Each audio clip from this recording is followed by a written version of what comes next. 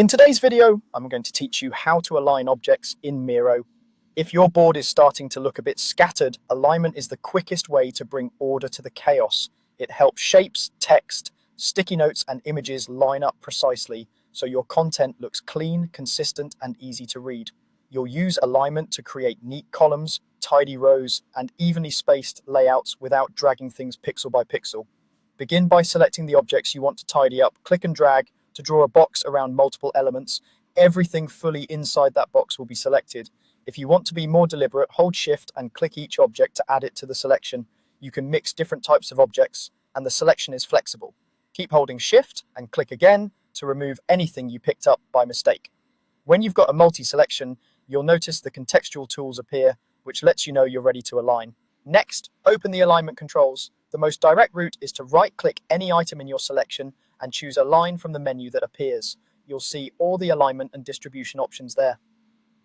Prefer not to use the context menu? No problem. When multiple objects are selected, a toolbar appears at the top of the canvas with the same alignment icons. Both paths lead to the same tools, so use whichever feels natural. Now choose how you want everything to line up. Left, center, and right align objects horizontally, bringing their left edges, centers, or right edges into a straight vertical line. Top, middle, and bottom align them vertically so their top edges, centers, or bottom edges form a clean horizontal line. If your objects vary in size, center or middle alignment often produces a more balanced look than aligning to edges. Distribute horizontally or distribute vertically evens out the spacing between items in the chosen direction. Think of alignment as snapping objects onto a single line, while distribution spreads the objects evenly between the outermost ones. A helpful sequence is to align first to get a straight line, then distribute to perfect the spacing. With alignment applied, adjust as needed. Drag individual objects slightly to fine-tune the layout or create just a bit more breathing room. Zoom in to check spacing and let the smart guides help you keep edges and centers consistent.